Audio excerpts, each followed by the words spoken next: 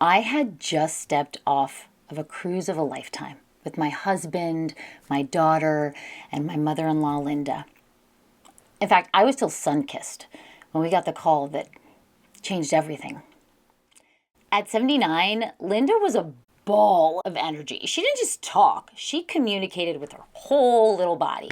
She was tiny. I mean, maybe 90 pounds soaking wet. But wow, she was fast. Her walk, it had this signature twist where one leg would sort of turn slightly inward. And her hands, they had just as much personality. They were arthritic and they were delicate, and her fingers would fold over themselves like crinkled paper. I can still see those fingers holding on to the margarita on the cruise. But just a few days later, Linda would have a massive stroke. And those same hands were suddenly struggling to hold a spoon. And while she was losing the ability to control her body, I was also lost. I was losing the ability to understand the system that was supposed to help her.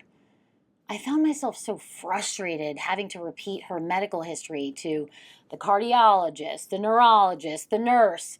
And I was just wondering, how does such a sophisticated hospital system function when no one seems to see the big picture of her story? Every day I was met with these drive-by consultations where doctors would share with me, I don't know, for example, oh, these are her potassium levels. And I just felt so stupid for not understanding, okay, why do those metrics matter? And what does this mean for her life? Her care team was almost like a race car pit crew. Every mechanic is this like world-class genius at like changing one specific bolt. But no one was able to step back and tell me, what is happening to this whole car? We live in a world where AI can detect microscopic tumors and machines can breathe for a human. Yet I couldn't find a soul who knew the details that I had learned by just literally sitting next to Linda every day. I mean, I had just learned about her medical history myself. In fact, on the same day that they probably did. I wasn't more knowledgeable. I was probably just more invested. And the thing is when you're that invested, you notice things that the data or the machines can't capture.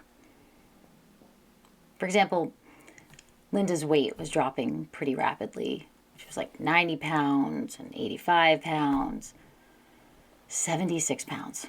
I mean, she was refusing food. But I knew that Linda loved sweets.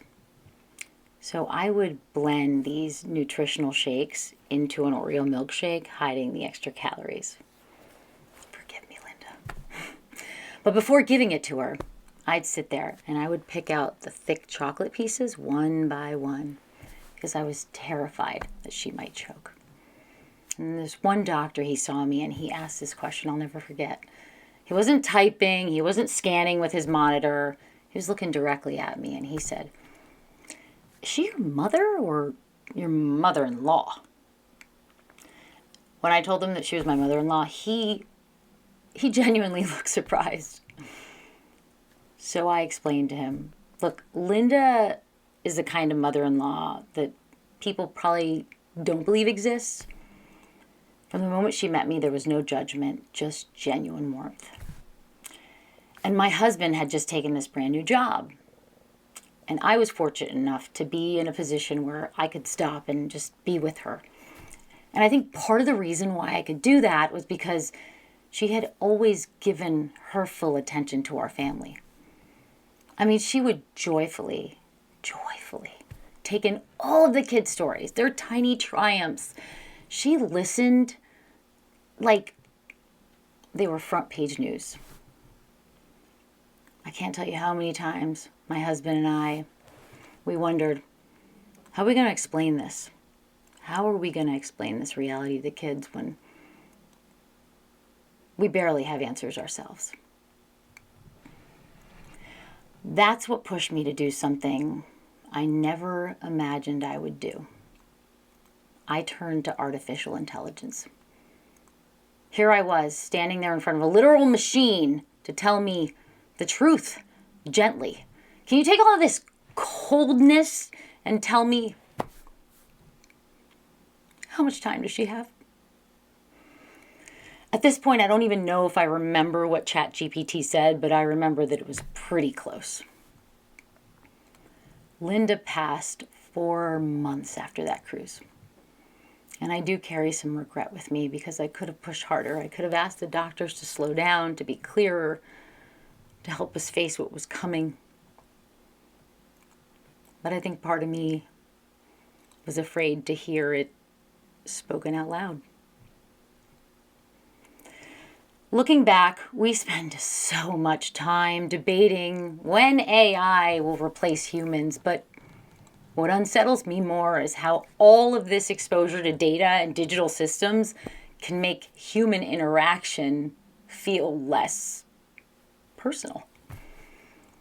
Replacing eye contact with screens, vulnerable conversations reduced to text, and doctors that are typing through moments that call for presence. We keep asking when machines will take over. The harder question is whether we've already started letting them.